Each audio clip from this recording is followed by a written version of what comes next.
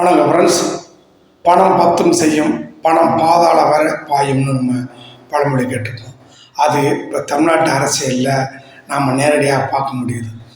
ஏன்னா அதிமுகவில், அதாவது சிவி சண்முகம் வேலுமணி குரூப்லேருந்து ஒரு பிரிஞ்சு 3 எம்எல்ஏக்கள் இப்போது தனது ராஜினாமா கடிதங்களை சபாநாயகர்கிட்ட கொடுத்துட்டு, அடுத்த நொடியே அதே தலைமைச் செயலகத்திலேயே அமைச்சர் ஆதவ அர்ஜுனா முன்னிலையில் டிவிக்கில் சேர்ந்துட்டாங்க.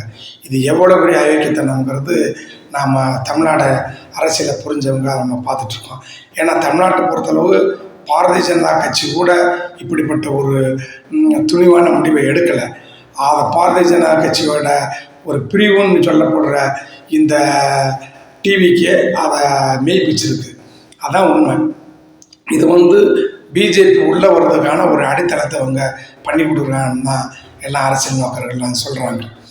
இப்படிப்பட்ட ஒரு அப்பட்டமான ஒரு குதிரை பேரம் இதுக்கு முன்னால் தமிழ்நாட்டில் நடந்ததே கிடையாதுங்க. எலெக்ஷன் முடிஞ்சு ஒரு 15-20 நாள்லேயே எம்எல்ஏ பதவியை ராஜினாமா பண்ணிட்டு இந்த கட்சியில் சேர்றாங்கன்னா அது எவ்வளோ பெரிய ஒரு அயோக்கியத்தனம்ங்கிறத மக்கள் பார்த்துட்ருக்காங்க. இது திரு விஜய் அவர்களுக்கு தான் பின்னடைவை ஏற்படுத்தும். ஏன்னா இவங்க இடைத்தேர்தல் முன்னால் நிச்சயம் மக்கள் இவங்களுக்கு வாக்கு செலுத்த மாட்டாங்க. அந்த அளவில் இவங்க தோல்வி தான் தழுவுவாங்கிறது தான் உண்மை.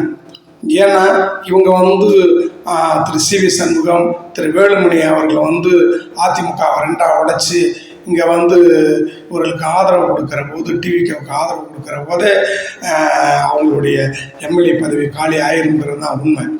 அதுக்கு திரு இபிஎஸ் அவர்கள் எல்லா முயற்சி எடுத்துகிட்ருக்காரு.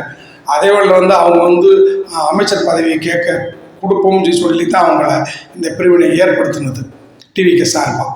ஆனால் அதுக்கு திரு விஜய் அவர்களுக்கு இது பின்னால் ஆபத்தாக முடியும். நிச்சயம் இந்த பிரிஞ்சு வர எம்எல்ஏக்கள் தகுதி இழப்பு செய்யப்படுவாங்கன்றத தெரிஞ்ச உடனே இவங்க என்ன சொல்லிட்டாங்க, அதிமுக அந்த பிரிவினை குறிப்பிட்ட நீங்கள் எம்எல்ஏ பதவி ராஜினாமா பண்ணிவிட்டு டிவிகே கட்சியில் சேர்ந்துருங்க, உங்களுக்கு நாங்கள் மீண்டும் எம்எல்ஏவுக்கு சீட்டு தரோம், உங்களை ஜெயிக்க வைக்கிறோம், அதுக்கு பின்னால் அமைச்சர்கள் நாங்கள் சேர்த்துக்கிறோம்னு சொன்னோன்னே அவங்க பின்வாங்க ஆரம்பிச்சிட்டாங்க.